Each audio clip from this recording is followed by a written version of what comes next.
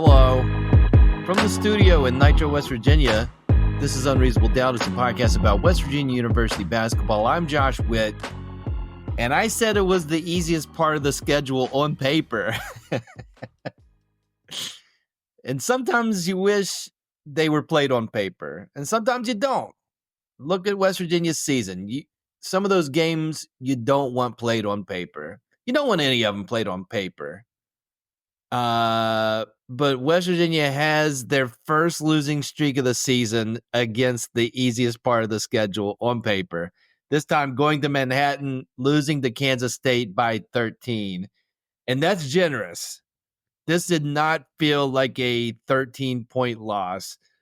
To say West Virginia came out flat is an understatement. Kansas State has struggled defensively all season. And yet West Virginia was stuck on 2 points for a long time. And the word is out. Hey, that Javon Small, really focus on him. That's the end of the blueprint right now. And it worked. Nobody besides Javon could do anything offensively, I would argue, for most of this game. And West Virginia was down 26 at one point in the first half. They didn't get the 20. To say West Virginia is in an offensive rut is accurate. Could be an understatement. They're having a rough time on offense. The last two games, West Virginia went 8 for 50. 8 for 50 from the 3-point line. And this team, when they're at their best, they are making threes. And I don't even, I got my handy calculator, 8 divided by 50. That is 16%. 16%. Not good. Not good. After Amani was on a heater, after he came back from his lower body injury, this week he shot 5 for 23 from the floor. Not going to cut it. Joe Yesufu, he hasn't scored. He didn't score today. Hasn't scored in 3 of the last 4 games for West Virginia. JP didn't score today. That's a rare bird and not good. KJ hasn't scored since the Kansas game and has not scored, obviously, since he's returned from his upper body injury. And, Javon's got to get some help. He did rebound from his performance Tuesday, but he can't do it by himself. He can't. And I think it's affecting their defense because Kansas State broke 70 today. It wasn't as bad as far as the easy baskets, but it just stands out when teams get easy baskets against West Virginia. And it happened today. I think as much as the defense can carry them, it can carry them to a point. You got to score some baskets. And the mirage on Tuesday was how West Virginia was getting points off of turnovers. That didn't seem to happen. It happened more in the second half, and West Virginia, after scoring 18 in the first half, they had a 40-plus point second half. So that's good. But it's, again, West Virginia was down 26 in the first half. So it's good, but it's not great. And they just haven't guarded this week at an elite level. And they have guarded at an elite level for most of the season. And two losses this week, 2 bad starts for a team that typically has a better first half than the second half, going all the way back to the first game, even the exhibition game. They come out guns blazing, and they've done that. And when they don't, it goes awry. So how have they gotten wins in the Big 12? What did they do in their 4 Big 12 wins? Because now they're 4-4 in the Big 12.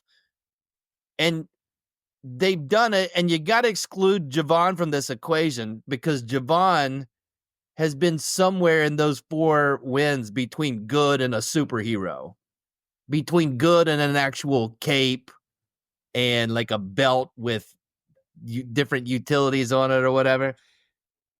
Ed was the leading scorer in the Kansas game, and Andre, 3,000. JP hit 5 threes against Oklahoma State. Colorado, that was the Joe Yesufu game. Amani had 4 threes on Jerry West Day in the Iowa State game. Those things happen to happen for West Virginia to get wins in this conference. Plus Javon doing his thing. And I feel confident that Javon is going to do his thing. You don't need everyone to have major offensive contributions, but you gotta have somebody besides Javon giving you something on offense. And on paper, Arizona State, good defensive team. Kansas State, I don't know what to tell you. They this season have not been great at defense and held West Virginia to 18 points in the first half. And so the problem is West Virginia's got to figure out some stuff on offense, and the next 3 games are against Houston, number 1 defense in the country, at Cincinnati, number 9 defense in the country. This is based on Ken Pomeroy's computer. And then you go to that dumb Frog Court, and they're 37th in the country in defense. So you got to figure out your offense against defenses all way better than what you face today at Kansas State. So is that a good equation? I don't have to put that into my calculator. That's not a great equation. Some of what's happened this week is explainable. Besides the obvious, they're using a short bench and they're playing without one of their 2 best players in Tucker DeVries. Can we talk about that for a second? The whole Tucker upper body injury. I mean, I'm going to be brief because what is there to say? No updates. Not expecting them, but would like a breadcrumb, just a little morsel. I think the last time Coach DeVries was asked in the preview for the Kansas State game, I think the question was, Coach, I know you're tired of us asking these questions, but we got to ask them. What's the status on Tucker and Jaden? And the answer is, yeah, there's no update. So they'll keep asking, and Coach DeVries will keep not having an update. And that's okay. But Tucker's missed 11 games. He was actually asked, I forget if it was before the Arizona State game or before the Iowa State game, about is it past the point of no return for specifically Tucker this season? And Coach DeVries said, no, we're not at that point yet. But like, what's his future hold? Is there any chance for Tucker returning this season? I mean, selfishly, as a watching how the season is going and specifically focus on this season, I hope so. But each game that passes makes that probability seem less and less likely. Let's say he comes back, I don't think he's coming back for the next game versus Houston. But if he does, then that's what? Like he's playing 2/3 of the season, is playing 2/3 of the season worth burning your final year of eligibility? And I don't think that's going to happen, but we're close to that point of no return. It's coming soon. Now, do I have faith that the point of no return question will be answered and communicated by a real G, an established real G in Coach DeVries that moves in silence like lasagna? I do not have faith in that. I think it's going to be by the way, or in the off season. I would love to be proved wrong on that. And again, no ill will. That's an injury. That is what? HIPAA? HIPAA. All good. But, then it's like, will he redshirt and come back next season? This has been an awesome first year for Coach DeVries and the basketball program. If I was to look in the sky and see a cloud, like a dark cloud, the sun is still shining, but in the distance, or I can look up and see a cloud, and it's Tucker's upper body injury. That has been the one cloud of this season. And like a small cloud behind that, the Jaden Stone hasn't played this year, and no updates on him. And I saw him play basketball in the exhibition against the University of Charleston. So he did suit up and play in a game that didn't count. Haven't seen him since. Been on the bench sometimes. I think I saw the back of his head. I think he traveled with the team. Don't quote me on that. Wait. That was a big tangent. This week's woes. How can I explain it? Well, as I've been talking about all season, freshmen, especially on the road. Now, JP has proved me wrong in some performances on the road this season in the Big 12, but they're 8 games in. These are freshmen that are experiencing the college schedule, the Big 12 schedule, Big 12 travel for the first time. And that's just hard to lean on consistent contributions from these guys, especially on the road. And I talked about JP not scoring today. KJ hasn't scored in a while. Amani looks like he re-aggravated his lower body injury, his foot injury today. So I don't know how close to 100% he was today. Word on the street is that this team had the bug, whatever illness going through the team, and that can explain the lack of life on Tuesday versus Arizona State. They had more pep today, especially in the second half, but just seeing how flat they came out in the first half, it makes you think, have they turned the corner on sickness? I'm allowed to do the excuses thing. Keep the no excuses t-shirt. I'm allowed to do this. I'm just trying to think of how to explain the 0-2 week. Outside of those things, and just, I think Arizona State's good. They played Iowa State and had a lead with them with 5 minutes left before it went sideways. But they had a halftime lead against Iowa State, had a lead for, basically 35 minutes of the game. And then it went south. Kansas State, they have signs of a good team, but they had lost 6 in a row. It's weird. We got 2 teams that on paper were the easiest part of the schedule, but both in dire circumstances. West Virginia, who was really bad at basketball last year, Kansas was good at basketball last year, came to Morgantown and got beat. And West Virginia just got a double dose of, we got to have a win. We're due for a win. What are the chances? Is that going to help me sleep at night on those?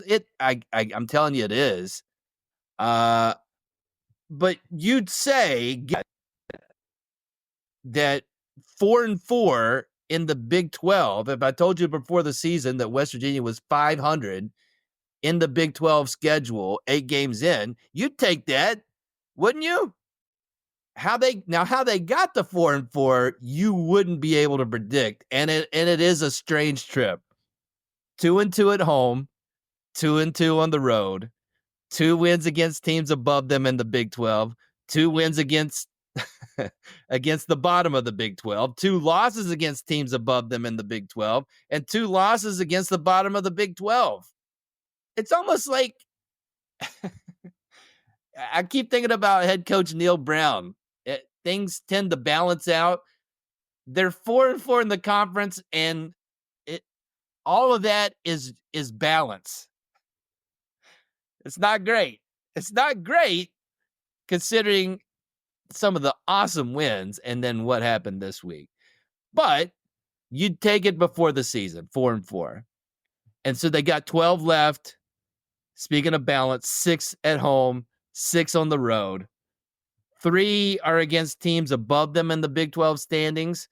And then 8 of those games are home and homes against teams currently below WVU in the standings. It looks like BYU will be 4-4. They're currently leading Cincinnati in the second half at home. And then you finish with a 4-4 Central Florida team. So it should be difficult to guess where the wins are going to come from based on the variety of awesome wins and on paper bad losses. But it's not going to be difficult to guess if they don't figure out something offensively, if they don't get a spark from one of the role players. Then it's going to be fairly simple to guess where the wins are going to come from, because it's going to be tough sledding. Unreasonable Doubt is under the Smoking Musket umbrella. Go to smokingmusket.com. Read posts about WVU sports, daily throwdown. Check that out. Go to the Discord. We're talking about WVU sports and other stuff on the Smoking Musket Discord. Link for that is in the show notes. Listen to West by Pod, the WVU football podcast under the Smoking Musket umbrella. Do all that stuff. Smoking Musket. The next game for WVU is Wednesday, 7 p.m. We go back to the shadows of ESPN Plus, back home in the Coliseum to face our old friends, the Houston Cougars, who have that Terminator look. They do. I don't picture Houston as a letdown team. Not really something they're into, is having letdowns. They haven't lost more than 8 games in a season since the 2016-2017 season. It's been a while. But what a game today. No big deal. West Virginia's beat Kansas at Kansas, so it's not like it's impossible. Houston did it today. It took 2 overtimes, but they beat Kansas at Kansas. And Houston was down 6 with 90 seconds left in regulation. They get 3 straight stops, send it to overtime. They're down 6 in the first overtime with under 10 seconds left. And Emmanuel Sharp makes a 3, timeout, inbound play. Kansas cannot get it inbound, steal. And what's the guy's name? Malik Wilson. He makes a 3, ties the game, sends it to double overtime, and then they win it by 6. And Jawan Roberts, who killed West Virginia, he killed Kansas. He had a season-high 24. And now West Virginia, when you lose 2 in a row, you can't have a letdown. So we've eliminated letdown out of the equation for West Virginia. I don't think the Houston Cougars are a letdown team. But now West Virginia is trying to break a losing streak of their own. Yes, it's only 2 games, but it is a losing streak. And they're facing a Cougars team that's won 12 in a row, that actually showed emotions after the game of excitement for beating Kansas in double overtime. So they played 10 extra minutes. It's their second game of a road trip, and you go from Kansas to West Virginia. It's not like the Cincinnati to West Virginia swing. If Houston was capable of a letdown, and I don't think they are, but if they are, this is the spot. But again, I don't think they're capable of a letdown. I didn't think they were capable of human emotions. I thought it was, like the eye, if you look at their eyes, one of them turns red. And when they're playing basketball, there's like weird visuals in their camera eye, and there's words and stuff and probabilities of, are you going to make this shot? Terminator stuff. Unfortunately, I think West Virginia is about to have a 3-game losing streak, and then they go for another 2-game road trip. One is on a normal-looking court. One is on a goofy-looking court. But if they lose 3 in a row, and then maybe have the possibility of losing 4, or hopefully you're sitting down, they could lose 5 in a row. It doesn't erase how awesome this season has been. It doesn't erase what happened in the Bahamas. It doesn't erase what happened in Fog Allen. It doesn't erase Jerry West Day. The future is bright. I like this coach. I like the coaching staff. I like the players on this team. This isn't a basketball recruiting podcast, but the guy from Huntington Prep, give him a few more weeks and he'll be a McDonald's All-American. I mean, he's jumping up the charts. I believe on 24/7 Sports, West Virginia currently has the 24th best recruiting class of freshmen. So the future is bright. They are still ahead of what I had as a prediction for this team going into the season. And they're not even with this loss, not a bubble team. Still firmly in, by the people who follow this stuff, firmly in the field of 68 for the NCAA tournament. They can't keep losing. Spoiler alert, that's going to change if they keep losing. But all things considered, still a great season. And what has happened this week doesn't change all the awesome stuff that has happened and that I think is coming. That's it for this episode of Unreasonable Doubt. Listen on all the platforms or just pick one: Apple Podcasts, Spotify Podcasts, Amazon Podcasts, Overcast Podcasts, YouTube. Until next time, I'm Josh Witt. WVU for the 2024-2025 season, they have 13 wins and they have 6 losses.